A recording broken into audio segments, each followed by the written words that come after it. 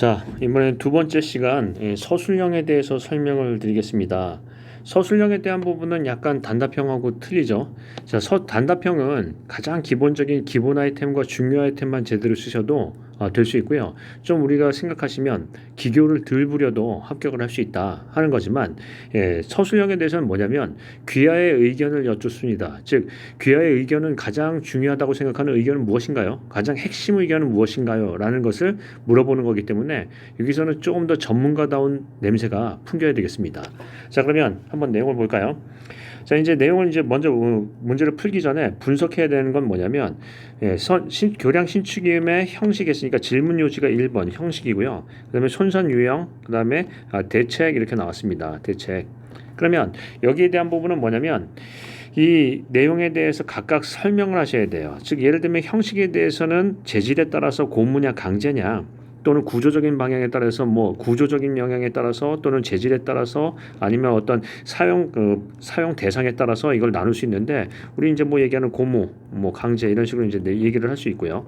그 다음에 손상 유형에 대한 부분은 얘를 물어본 게 뭐냐면 형식을 먼저 물어보고 손상 유형을 물어봤으니까 어떻게 쓴다? 형식별로 손상 유형이 틀릴 거예요. 예를 들면 고무 형태에 대한 부분이나 강제 형태에 대한 부분, 즉 강제 핑거 타입 같은 경우에는 얘가 변형이 되고 찌그러지고 녹슬고 하는 거죠. 부식, 변형 이런 게 있지만 고무에서는 부식이라는 얘기가 안 들어가죠. 그러니까 이게 내용을 보시면 형식별로 손상 유형을 써야 된다라는 얘기가 나오고요. 그 다음에 이 대책에 대해서는 대책이 여러 가지가 있겠죠. 기술적 대책, 우리가 얘기하는 기술적 대책이나 또는 비기술적 대책 또는 예를 들면은 설계 또는 시공, 유지관리 대책 이런 것들을 얘기하는데 뭐가 중요해요? 유지관리가 중요하다 그런 얘기를 꺼내는 거죠. 그래서 내용을 보시면 결국은 이 대책 중에서 가장 중요한 대책이 무엇이냐라는 걸 물어보는 거가 되겠습니다. 자, 그렇게 얘기할 수 있고요. 자, 그러면 한번 볼까요? 자, 1번 맨 처음에 이제 쓸 수 있는 거는 뭐냐면 형식에 대해서는 맞대기식과 하중지지식이 있다.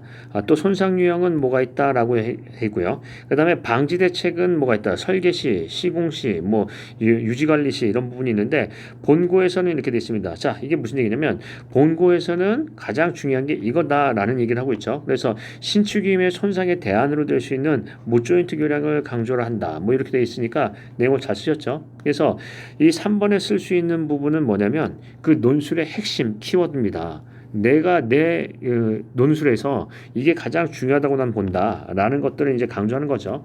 그러면 여기 이제 내용을 1페이지에 뭘 쓰냐면 여기에 한번 보시겠습니다. 형식이란 말이나 손상이란 말을 가지고 말꼬리를 잡고 쓸 수 있는 건 뭐죠? 형식, 선정시 고려사항 또는요 설계 또는 설계에 대한 부분을 얘기할 수 있겠죠. 그래서 형식 선정식 고려사항도 잘 썼고 설계도 할 수 있습니다. 즉 예를 들면 교량에 대한 신축이나 여유장 또는 직선교냐 사교냐 예를 들면 직선교일 때는 고무 형식이 낫나요? 신축의 의미 강제식이 낫나요?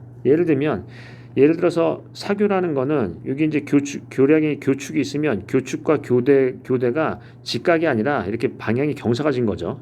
곡선교라고 하면은 이런 식으로 곡선으로 붙었고요. 곡선으로 직교라고 한다면 직선교라고 한다면 이렇게 이제 교축과 이게 직각이죠. 교대가 방향이 교대의 축이 직각이다. 그러면 이런 식으로 이제 사교나 곡선교 같으면은 좌우측이 선팽창률이나 이런 것들이 틀릴 거예요. 그러면 그러다 보니까 어떻게 된다?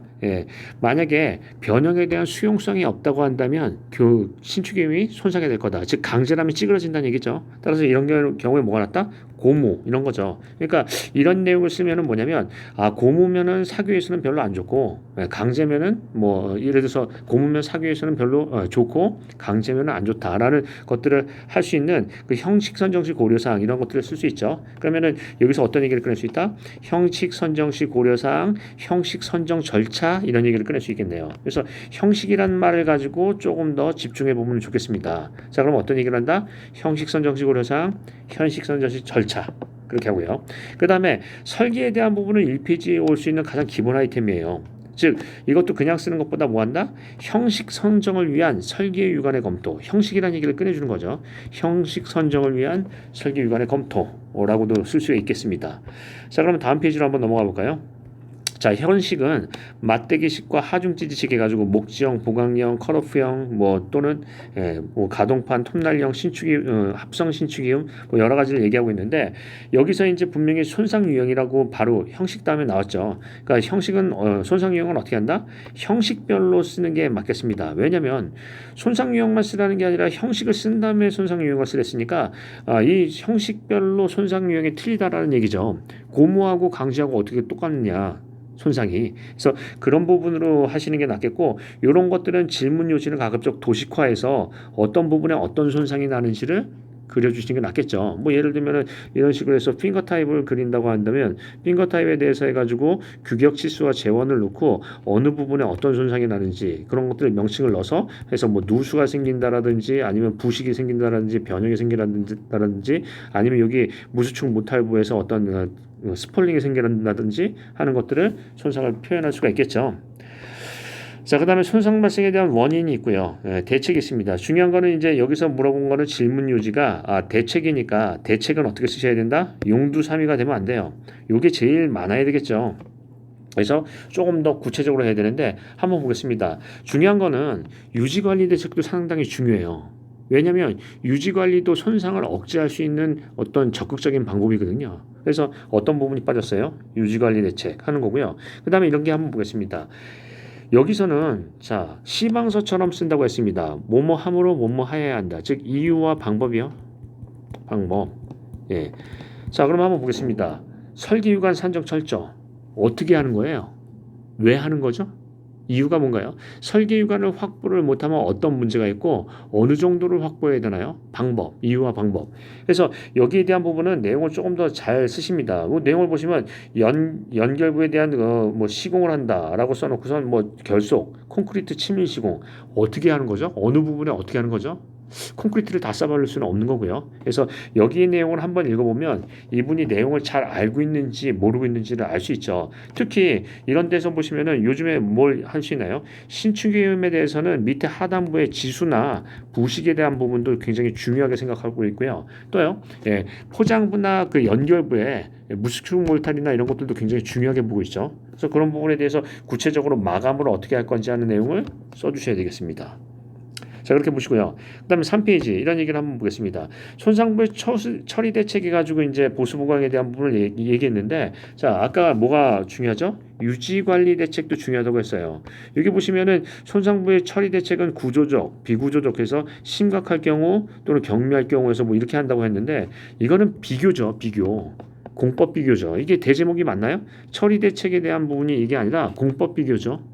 그러니까 어떻게 해요? 처리 대책은 그 각각에 대한 손상 유형별로 쓰셔야죠. 왜냐하면 앞에 손상에 대한 형식, 이제 형식을 얘기하고 그다음에 손상 유형을 얘기하고 대책을 했으면 형식에 대해서 유형별로 어떤 그 손상 유형을 얘기를 하고 유형별로 대책을 얘기해야 되겠죠. 그러니까 뭐 스펄링이 나면 어떻게 땜빵을 해야 된다, 부식이 나면 어떻게 해야 된다 이런 얘기가 나와야 되는 거 아닌가요? 자, 그래서 각각에 대해서 물어본 순서대로 얘를 연결고리가 있게 논리적으로 써주시는 게 하나의 방법이겠고요. 그 다음에 맨 마지막에 이분은 여기를 얘기했어요. 이 유지관리상의 문제점이 많으니 신축이음 교량을 하자. 즉 무조인트 교량을 하자. 일체식 교대 교량 얘기하는 거죠. 자 그래서 신축 이음 장치가 파손이 되고 여러 가지 유지관리상의 문제가 있으니 무조인트 교량을 하면은 어떤 우리 유지관리 측면에서 또는 LCC 측면에서 굉장히 유리하다라는 얘기를 꺼냈습니다. 이게 잘 쓰셨어요. 근데 이제 중요한 건 뭐냐면 대책에 대해서 유지관리상의 대책도 구체적으로 그 기법이나 손상 유형별로 접근하는 게 좀 문제가 있고요. 그 1페이지에는 형식 얘기를 좀 많이 쓰는 게 낫겠습니다. 이해되시죠? 자, 이거 말고는 뭐 할 얘기가 없나요? 유지관리 말고는 할 얘기가 없을까요? 어떤 얘기를 끌 수 있나요?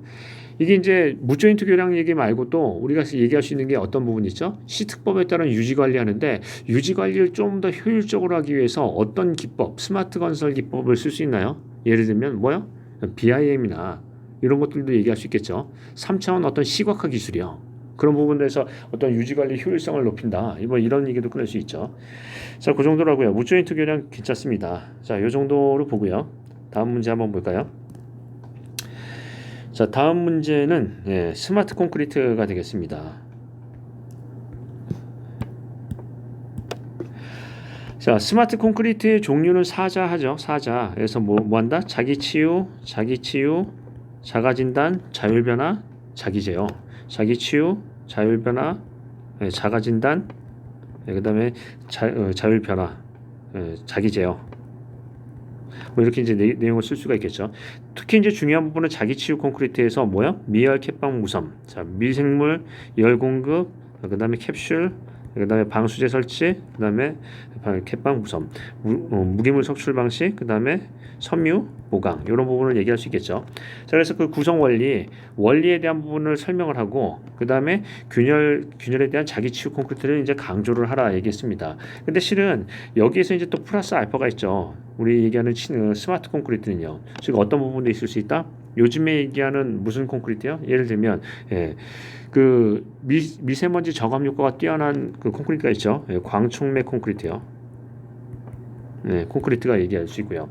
그 다음에 스마트 콘크리트에서 여러 가지 내용에 이런 부분 말고도 들어가는 친환경 콘크리트도 있을 수 있죠. 근데 이제 요즘에 뜨는 게 자기 치유 콘크리트니까 그 부분을 생각해 보겠습니다. 자, 그러면 한번 볼까요?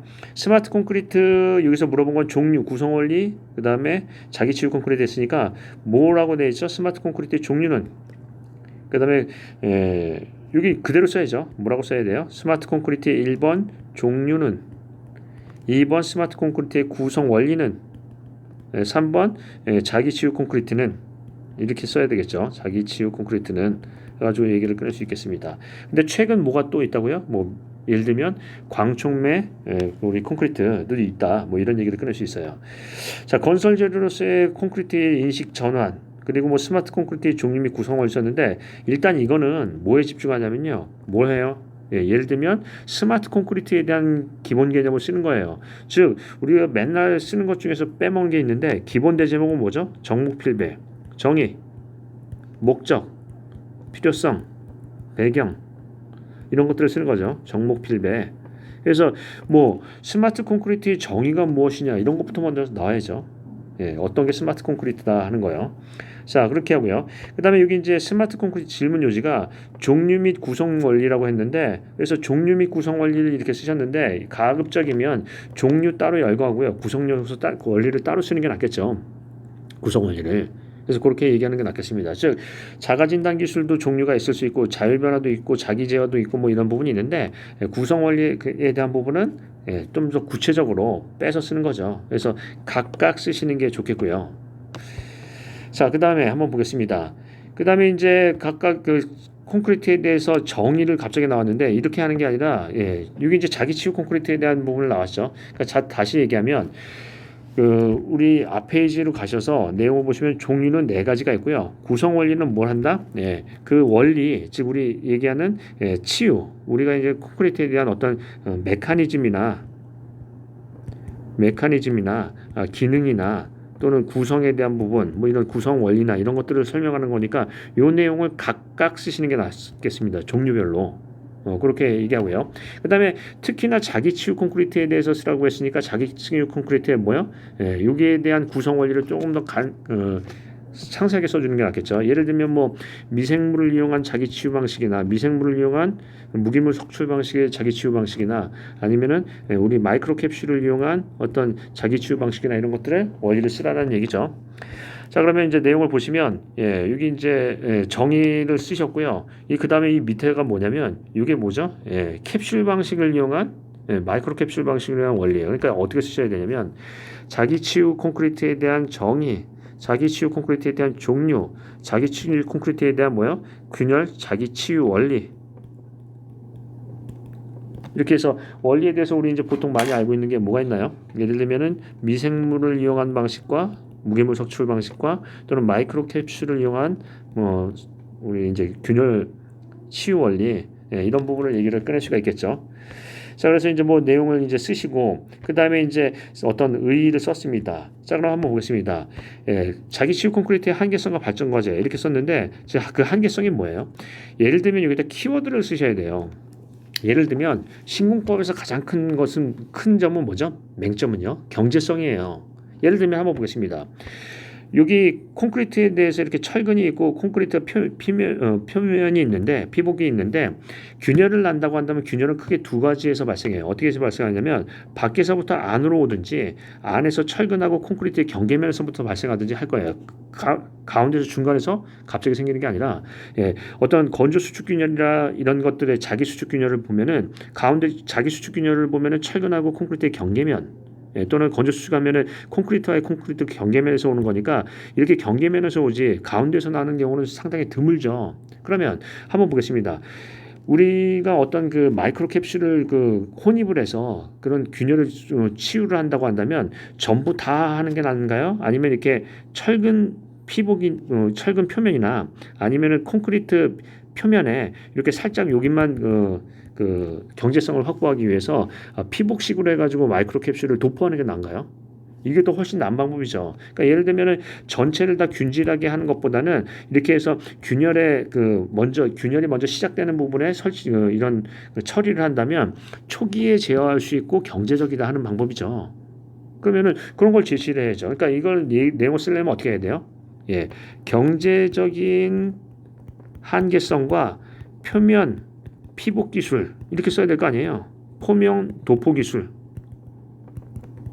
이렇게 쓰면은 무슨 내용인지 알 수 있을까요?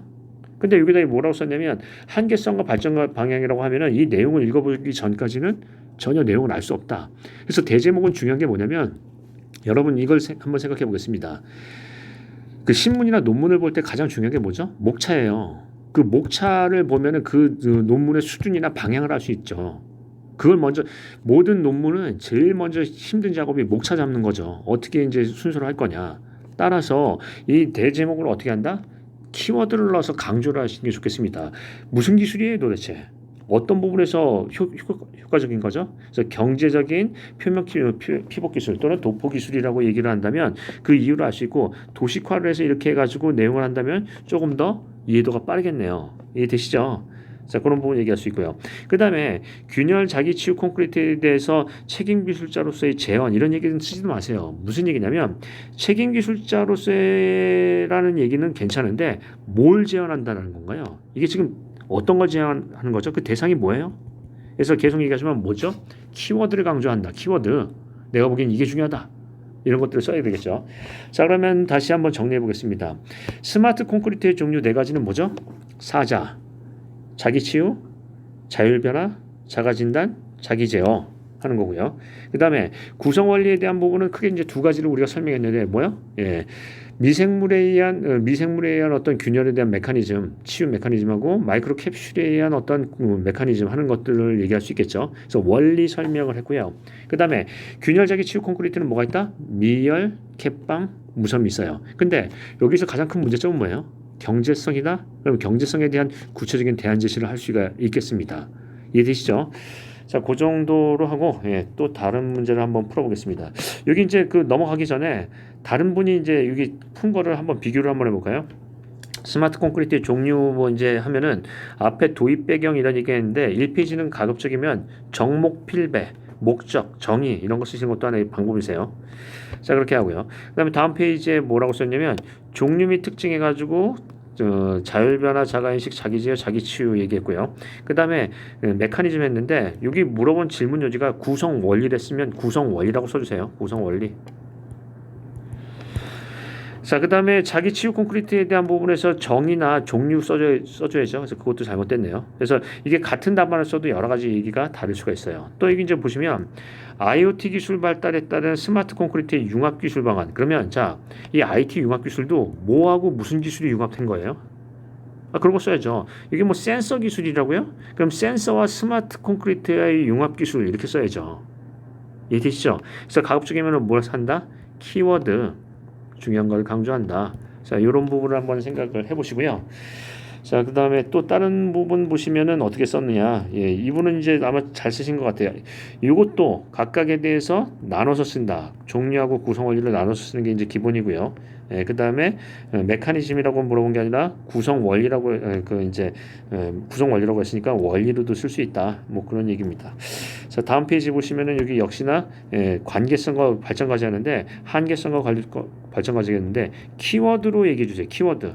경제적인 한계성인지 뭐 기술적인 한계성인지 그런 핵심 기술은 뭐가 될 수 있는지 이런 것들이요. 그래서 그 정도 보시고 정리를 하겠습니다. 자, 그 다음에 아스팔트 포톨에 대한 부분을 한번 보겠습니다. 자, 이거는 먼저 들어가기 전에 우리가 생각할 게 있어요. 포톨 문제는 지금까지도 일어났고요. 앞으로도 계속 일어날 거예요. 완전히 방지는 불가능해요. 이거 생길 거다. 그럼 한번 보겠습니다. 김재원 씨가 생각하는 그 포톨의 가장 큰 원인은 어디 있다고 보시고요. 대책은 확실한 대책은 뭐라고 생각하시나요? 이걸 물어보는 거거든요. 자, 이렇게 한번 다시 한번 바꿔볼까요? 최근에 강우강도 특성이 많이 변했습니다. 이번에 강우강도 특성을 보니까 보통 강한 비가 짧게 오는데 이번에는 전례 없이 굉장히 길게 오면서 포톨에 대한 문제가 많이 발생됐는데 이거는 전에하고는 다른 어떤 유형이네요. 예를 들면 포톨이라는 게 차류나중하고 뭐 영향 요인이 가장 큰 게 차류나중에 반복하고 그 다음에 배수불량이 있다고 한다면 이 두 개의 문제 중에서 뭐가 더 위험성이 커진 거예요? 배수불량. 그러면 한번 보겠습니다. 이걸 결론은 어떻게 되냐면 기존에 차류나중이 커진다고 한다면 차류나중이 많다고 한다면 포장 두께를 크게 해야 되겠습니다. 한국형 포장, 즉 도심지 포장에 대해서는 포장 두께를 두껍게 하는데 어디를 두껍게 하냐면 가장 포톨이 많이 난 데를 데이터 조사를 한 다음에 그 위주로 포장에 대한 어떤 두께를 증가시켜야 되고 중장기적으로는 교통량과 어떤 배수에 대한 그런 기준에 따른 포장 두께의 설정이 필요하다. 뭐 이렇게 결론을 낼 거예요. 만약에 아니면 어떻게 할까요? 이번에 포장에 대한 부분은 교통량의 문제가 아니라 아니면 배수의 문제다. 그러면 이거를 포장 두께를 두껍게 하는 게 문제가 아니라 배수가 잘 되는 배수성 포장이 중요한데 특히나 어떤 그런 물이 잘 안 빠지는 저지대에 있는 포장은 뭘로 바꿔야 된다? 배수성 포장으로 설계 기준을 바꿔야 된다라는 의견을 제시할 수도 있어요. 자, 무엇이 맞나요? 그래서 이런 부분은 어떤 얘기를 하냐면 자, 이 발생 원인 중에서 이번에 근래 최근에 어떤 포톨에 대한 이 발생 원인을 최근에 가장 주요 원인을 한번 발췌를 한번 해보겠습니다. 어떤 원인인가? 배수불량이냐? 아니면 교통량이 증대냐? 뭐 이런 것들을 생각해 보고요. 그러면은 그 저감 대책에서 가장 확실한 대책 또는 가장 시급한 대책이 뭐냐? 이런 부분을 얘기할 수 있어요. 그럼 예를 들어서 뭐 포장의 두께를 증가한다? 그러면 어떻게 증가를 시켜요? 예를 들면 그 가장 포톨이 많이 발생된 그 포톨에 대한 그 발생 빈도가 가장 큰 데에다가 이렇게 한다? 아니면요 저지대에다가 이게 이제 어떤 배수의 문제라고 한다면은 투수성 포장이나 배수성 포장 이런 것들을 쓴다? 이런 걸 쓰는 게 낫다? 여러 가지 이제 방법을 제시할 수 있겠죠. 그래서 한번 보겠습니다. 가장 큰 원인은 뭐예요? 가장 확실한 대책은 뭐예요? 여기에 대한 부분 또 확실한 대책에 대한 부분에서 근거 제시가 된다면 전문가다운 답안이 낼 수 있을 거예요. 그래서 여기를 이렇게 그냥 단순하게 접근하시면 굉장히 위험합니다. 원인은 설계, 재료, 시공, 유지관리 원인이고요. 대책도 설계, 재료, 시공, 유지관리의 대책이 있겠습니다. 그래서 조원수 디비저 이런 거 하나 그리고요. 포톨 모식도 하나 그리면 땡이에요. 땡. 제일 중요한 거는 전문가다운 명쾌한 결론이에요. 그래서 이게 필요하다. 그 근거는 이렇다. 하는 거죠. 이해되세요? 그래서 서술형에 대해서는 정말 중요한 게 뭐냐면 전문가다운 명쾌한 해답이에요. 하나로만 얘기해 보세요. 뭐가 제일 필요해요? 그게 어떤 근거 제시와 함께 된다고 하신다면 굉장히 수준 높은 답안이에요. 근데 일반적인 책에 있는 거를 나열한다면 굉장히 수준 낮은 답안이죠. 자, 다시 한번 얘기해 보겠습니다. 전문가라고 초빙을 했는데 대책을 막 장황하게 설명하고요. 어떤 대책이 낫다라는 건 설명을 안 해줘요. 그럼 고구마. 근데 대책보다 이런 근거로 이 대책이 가장 시급합니다 하고 하나만 제시해요. 사이다. 여러분 답안은 고구마 답안이에요. 사이다 답안이에요. 자, 그렇게 내용을 한번 보시죠. 자, 그럼 한번 계속 나가볼까요? 포톨의 발생 원인은 뭐 자연적 인위죠. 뭐 이런 얘기는 책에 있는 얘기예요. 당연히. 저감 대책은 뭐 품질 관리, 뭐 내유동성 개선이 중요하다 하고요. 본고에서는 SBS 계질제를 포함한 걸 얘기를 한다. 근데 한번 보겠습니다. 가장 중요한 게 시급한 게 뭐예요? 앞으로도 일어날 거고 계속 일어날 건데 요즘 강우 특성이나 요즘의 포장에 대한 파손 특성을 보니까 가장 핵심 원인은 이거고 그래서 핵심 대책은 이거다라고 이런 논리적으로 명쾌하게 나와야 되는 거 아닌가요? 자, 그런 부분 한번 볼까요? 자, 그러면 포장에 대한 어떤 포장의 포톨 발생에 대한 메커니즘 하면 이거 도식화라든지 절차도라든지 이거는 도식화 한번 하시는 게 좋겠고요. 그 다음에 포트홀과 소송변경의 차이점. 근데 이런 것들은 쓸 거 없을 때 쓰는 거예요. 이해되시나요? 지금 소송 변경은 물어보지도 않았어요. 그러니까 포트홀에 대해서 집중해서 포트홀이 어떤 식으로 발생하는지 곳곳에 생기는 그 유형, 뭐 비가 많이 오는 데나 배수가 안 되는 데나 이런 데서 포트홀에 대해서 어떤 유형으로 되는지, 골재가 그냥 전반적으로 타일가 되는지 아니면은 국부적으로 많이 패이는지 이런 것들에 대한 손상 유형 같은 것도 쓰는 것도 좋죠. 자, 그다음 다음 보겠습니다. 포트홀의 발생 원인에서 뭐 설계 재료 시공 유지 관리. 자, 그럼 한번 보겠습니다. 아까 파레토의 80대 20의 법칙 얘기했어요. 자, 가장 중요한 주요 원인 두 가지만 대보세요. 뭐예요? 주요 원인 두 가지가 뭐죠? 차류 나중하고 배수 아닌가요? 차류 나중하고 배수요? 아니, 포트홀에 대한 부분이 차 많이 타고 배수 불량하면 생기는 거 아닌가요? 쉽게 한번 얘기해 보세요. 뭐가 제일 큰 원인이에요? 그래서 그런 부분을 자꾸 강조를 하는 거죠. 당구장 표시에서 주요 원인이 뭐다, 또는 주요 원인과 부가적 원인, 주요 요인과 부가적 요인, 이런 식으로 나눌 수도 있죠. 자, 그 다음에 포트홀에 대한 저감 대책에서 설계 재료 시공 유지 관리예요. 자, 그럼 보겠습니다. 가장 요 근래에 많이 생기고 있는데 거기에 대한 대책이 뭐고 거기에 대한 근거를 한번 제시해 보세요. 가장 확실한 대책이 뭐예요? 아, 내가 보기엔 포장 두께를 늘려야 된다. 옛날에 어떤 그런 기후 특성하고 지금 우리나라가 완전히 아열대 기후에다가 폭우도 많이 오고 저기에 있는 베트남 같이 변했는데, 예를 들면 뜨겁고 비도 많이 오고요. 몬순처럼 그렇게 됐는데, 이런 부분에서 효율적인 대책은 포장체의 어떤 두께를 증가시키는 방법밖에 없다라고 결정을 내린다면 그 두께 증가시키는 위치를 어디로 잡을 거예요? 포트홀이 근 5년 내에 많이 생긴 부분에 대해서 더 씌우기를 하거나 아니면 재포장을 할 때 두께를 증대시킨다. 그리고 그런 설계 기준을 마련해야 된다. 뭐 이런 의견 제시가 필요한 거 아닌가요? 그래서 여기서는 뭐가 중요하냐면 핵심 대책이 빠졌어요. 핵심 대책이 뭔가요? 자, 그럼 뒤로 한번 넘어가 보겠습니다. 그런 핵심 대책이 있나? 자, 계질제 첨가에 의한 아스팔트 포장에 포트홀 저감사를 해가지고 계질제를 첨가해서 포트홀이 저감됐대요. 이거는 하나만 한 얘기예요. 계질제를 첨가하면 포트홀이 저감되지 증가하나요?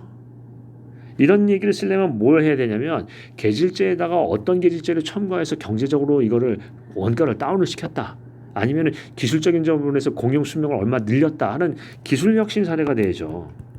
이거를 그냥 예를 들면 당초는 그냥 일반 아스팔트인데 계질제로 바꿨다, 이런 거는 말이 안 되는 얘기죠. 이해되세요? 자, 그럼 다시 한번 보겠습니다.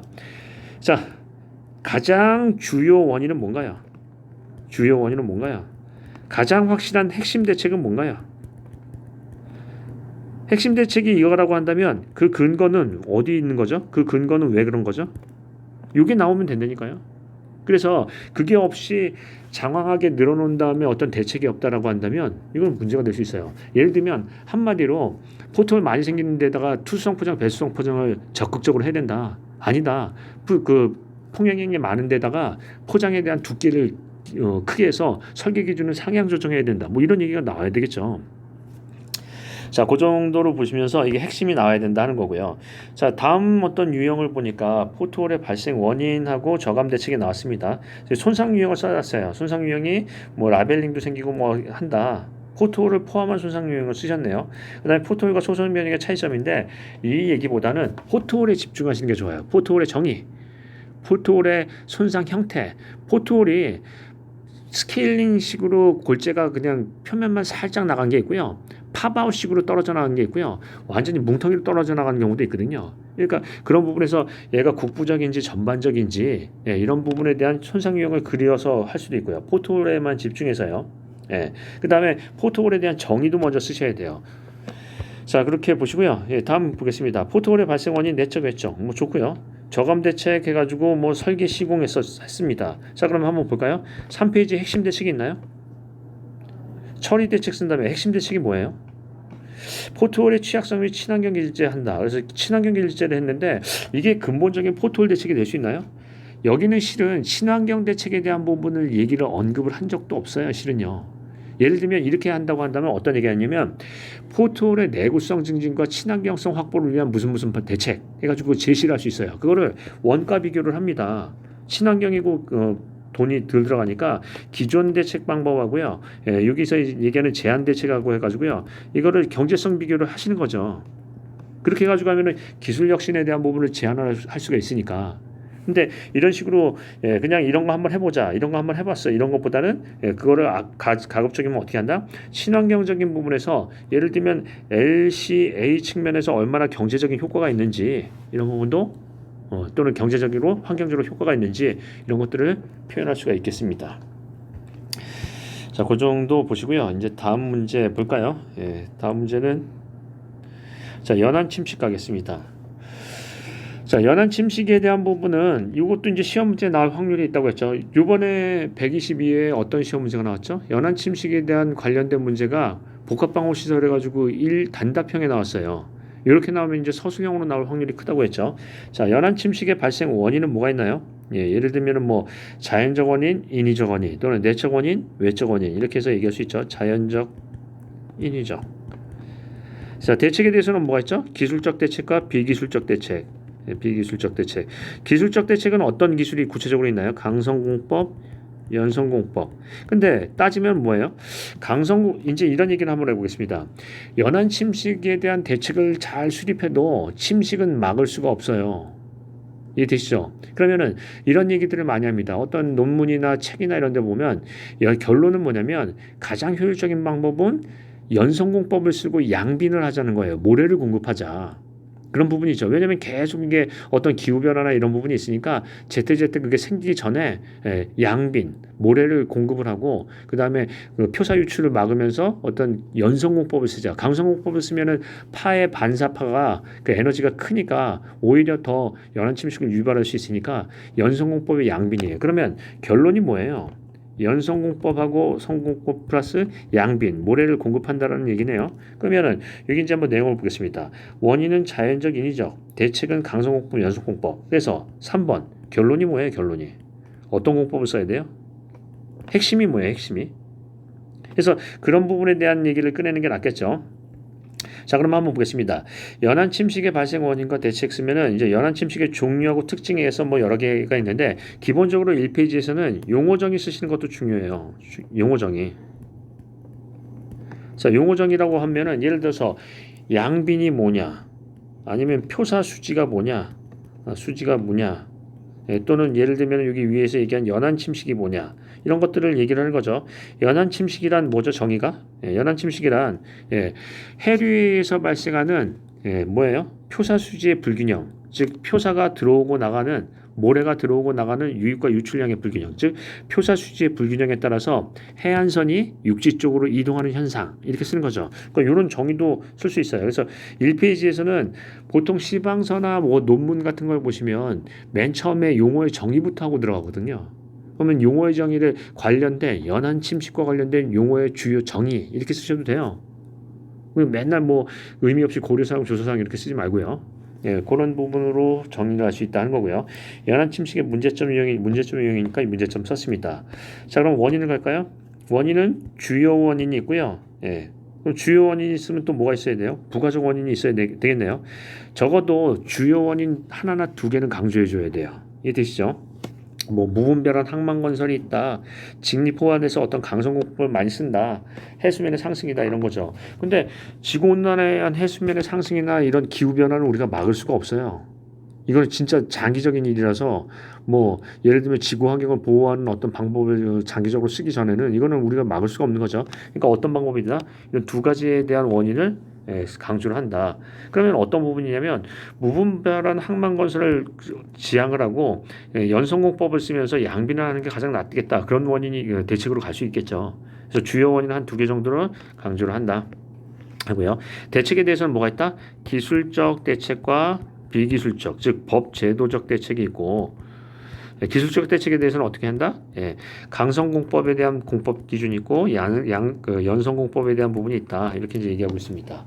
자, 그럼 뭐 지오튜브나 이런 것들이 있는데 친환경 연성공법은 뭐예요? 식재나 석재를 이용하는 방법이에요. 그러니까 거기에 해당의 어떤 수계 그쪽에서 있는 재래종의 어떤 식재나 석재를 이용해서 하는 방법을 쓸 수 있다 하는 거고요. 목책 같은 것도 좋아요. 나무 기둥을 박는 거죠, 모래에. 그러면 아무래도 모래 표사 이동이 이제 억제가 될 테니까요. 자, 그런 부분을 한다 하는 거예요. 자, 그러면 연안 침식의 우수 사례 가지고 이제 내용을 썼는데 자, 한번 보겠습니다. 결론은 뭐예요? 그래서 양빈하고 연송공법을 쓰는 게 좋은데 이 연송공법도 어떤 공법이 낫다? 친환경적인 연송공법이 낫다. 목재 식재에 대한 목책 같은 것들요. 이해되시죠? 자, 그래서 이런 부분을 보겠습니다. 저쪽에 이제 캘리포니아나 아니면 해외 다른 데를 보면은 모래가 굉장히 이제 유실이 잘 되니까 어떻게 했냐면 모래다가 이게 말뚝을 박았어요. 박은 다음에 여기다가 이렇게 해가지고 나무판을 댔어요. 그 다음에 이거를 뭐라고 부르냐면 보드워크이라고 하죠.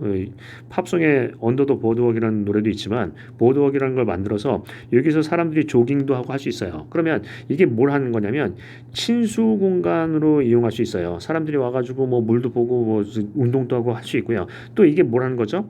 바람이나 아니면 해류에 대한 그 표사수지의 이동을 억제하는 억제 구조물이 돼요. 보호 구조물이.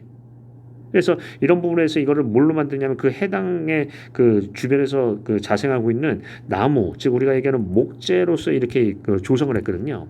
그래서 이런 부분에서 어떤 표사수지 이동을 최소화했다라는 사례도 있어요. 그러면 이 내용을 보실 때 결론은 뭐죠? 어떤 방법이 가장 효과적인가요? 전문가다운 의견을 제시해 보세요. 이해되시죠? 그래서 친환경공법의 양빈의 이런 방법이 효과적이다라고 제시를 할 수가 있겠죠. 예. 그런 부분에 결론을 낸다 하는 게 상당히 중요하다. 그런 부분을 한번 다시 생각을 해보시고요. 다음 문제 한번 가볼까요? 자, 그 다음에 이제 문제는 하도의 준설공법 한번 보겠습니다. 자, 이제 제가 뭐라고 얘기했냐면 홍수가 요번에 문제가 많아가지고 홍수에 대한 부분이 있는데 준설 문제가 요번에 껴 있어요. 그러니까 준설 문제에 대해서는 해양 준설과 하도 준설로 이제 두 개로 같이 나올 수 있는데 하도 준설이 홍수에 대한 대책으로 될 수 있으니까 하도 준설 쪽에 더 집중하자고 하는 거죠. 자, 그럼 한번 보겠습니다. 하도의 굴착 및 준설 공법에 대해서 설명하시오라고 하면은 먼저 하도 준설에 대한 그 업무 내용, 즉 적용 범위를 한번 생각해 볼 필요가 있어요. 어떻게 되냐면 먼저 오니토를 준설하고 저수로를 준설한 다음에 하도 굴착하고 나머지 흙들은 사토 처리를 한다 하는 거니까 하도 준설 공법의 종류는 어떤 부분이 있다? 이 네 가지 정도가 될 수 있겠습니다. 오니토 준설, 저수로 준설, 그다음에 하도 굴착, 사토 처리 이렇게 얘기할 수 있어요. 근데 오니터 같은 경우에는 이제 내용을 들으면 이거는 활용이 안 되고요. 어떻게 되는 거예요? 폐기하는 거죠. 매립 하는 그런 부분이고요. 나머지 이제 예를 들어서 하도골착이나 이런 부분에 대해서는 그 어떤 준설 재료의 어떤 품질에 따라서 재활용이 가능하다. 준설토의 재활용이 가능하다. 뭐 그런 얘기도 꺼낼 수 있고요. 자, 그다음에 준설공법 선정 시 고려 사항 해가지고 우리 이제 얘기하는 토질 능력 심사, 토질 조건, 그다음에 준설 능력, 준설 규모 뭐 이런 것들을 얘기를 꺼낼 수가 있겠습니다. 자, 그다음에 다음 가시면은 페이지에 하도골착에 대한 준설 공사 시에 토질 조건에 따른 준설선의 선정과 그 다음에 거리 조건에 따른 그 준설선의 선정해가지고 이건 우리가 많이 했죠. 토질에 따라서는 연질이냐 중질이냐 경질이냐 거리에 따라서는 중거리냐 장거리냐 단거리냐 해가지고 내용을 해서 표현을 할 수가 있겠고요. 그 다음에 준설할 때 준설 중점 관리 방안은 어떤 얘기를 할 수 있다? 예를 들면 그 아까 얘기했던 준설에 대한 분류별로 오니토 준설 시에 저수로 준설 시 하도 준설 굴착 시에 사토 처리 시에 이렇게 나눠서 할 수 있어요. 따라서 먼저 우리가 하도에 대한 부분에 준설을 얘기한다면 하도 준설의 분류부터 하셔야 되겠습니다. 분류를 하고요. 그 다음에 각각에 대한 어떤 유의사항도 분류별로 할 수가 있다 하는 거죠. 자, 그렇게 하고요. 그 다음에 뭐 여굴여세나 이런 뭐 유보율의 향상 방안 이런 것들도 괜찮고요. 또는 준설공법에 대해서 어떤 준설도 재활용 방안 이런 얘기도 꺼낼 수가 있다 하는 거예요.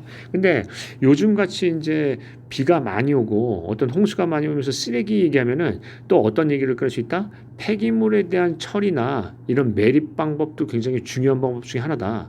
라고 강조를 할 수 있겠죠. 자, 그러면 요거는 이제 어떤 문제에서 좀 더 집중해 보시냐면 해양 준설보다는 아무래도 하도 준설에 대한 부분이 시험 문제에 많이 나올 수 있으니까 조금 더 준비를 하시고요. 하도 준설에 대한 적용 범위, 즉 그 업무의 범위를 다시 한번 생각해 보시고 접근하시면 좋겠습니다.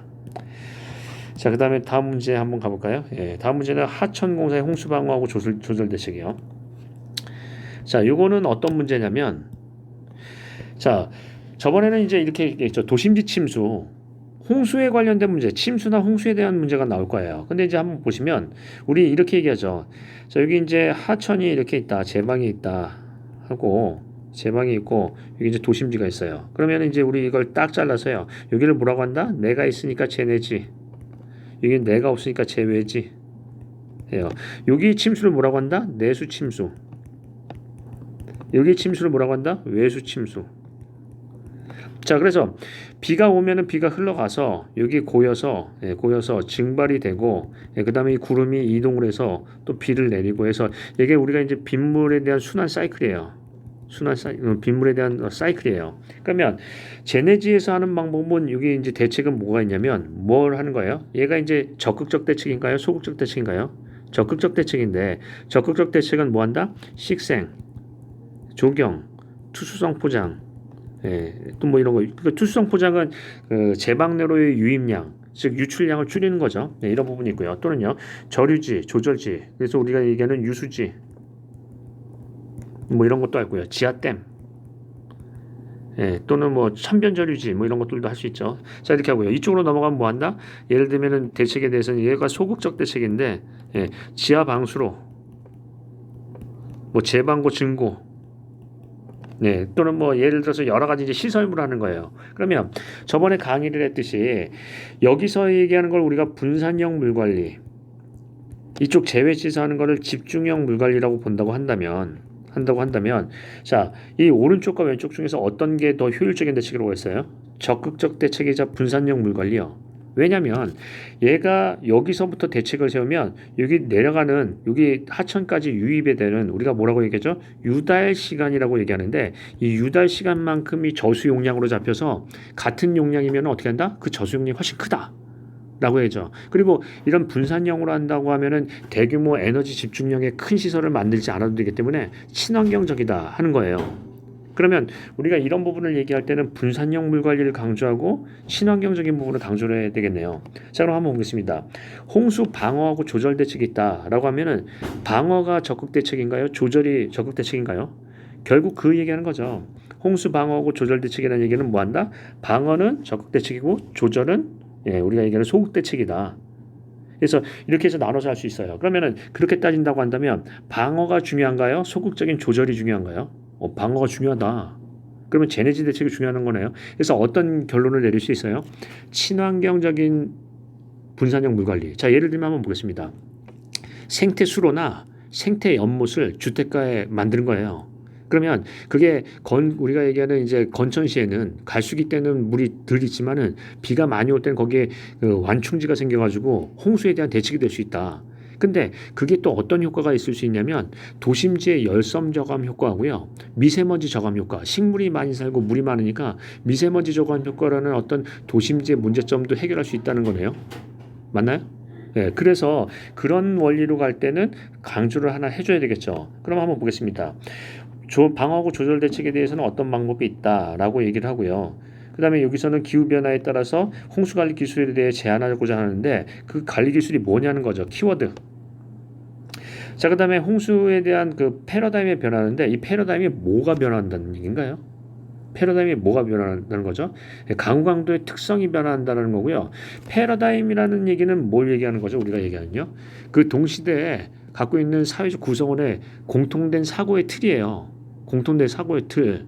그게 뭔데요? 그게. 그래서 이런 거 내용은 이런 대제목을 잡으면은 그 내용하고 대제목하고 맞아야 되죠. 자, 그런 부분 얘기하고요. 근데 문제점 썼습니다. 다음 가볼까요? 미치는 영향 좋고요. 유발 요인 좋은데 대책 한번 볼게요. 홍수 방어 대책하고 조절 대책하고 나눠주셔야 돼요. 여기 분명히 얘기했잖아요. 얘를 우리가 방어 대책을 적극적 대책, 얘를 소극적 대책, 얘를 내수 침수 대책, 얘를 외수 침수 대책이라고 한다면 그거를 이제 나눠줘서 그 기술을 제시를 해야죠. 기술. 그렇게 하고요. 그럼 다음 페이지로 넘어가 보겠습니다. 그래서 방어 대책이랑 조절 대책 중에서 어떤 대책이 좋은데요? 예를 들면 방어 대책으로서의 천변저류지, 식생수로 이런 것들요. 우리가 얘기하는 생태연못, 수로 이런 것들이요. 그게 미세먼지 저감 효과나 아니면은 어떤 그 열섬 저감 효과에도 탁월하다 하니까 그런 것들을 제시할 수가 있겠죠. 그걸 뭐랑 비교하면 돼요?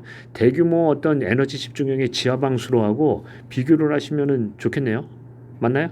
그래서 이런 내용을 보시면은 결론이 없어요. 자, 다시 한번 보겠습니다. 기술사의 정의가 뭐라고요?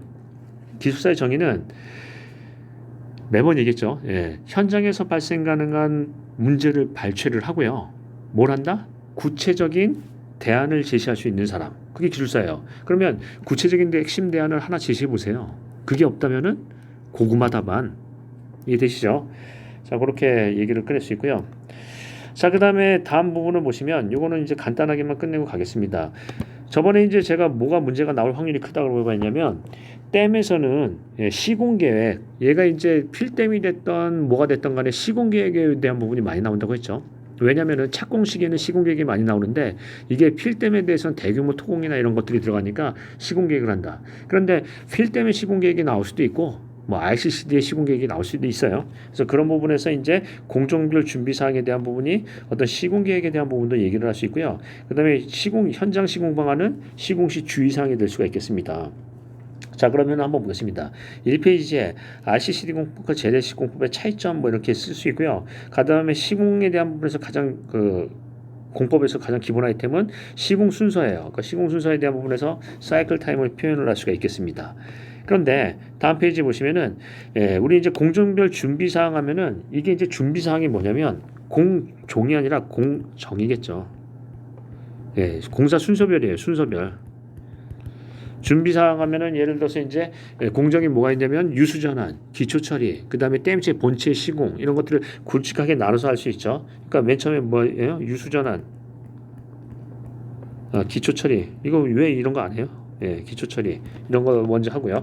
그다음에 본댐 시공 시에 어떤 그 준비 사항이 있죠. 그래서 거기에 대한 사전 준비 사항들을 써야죠.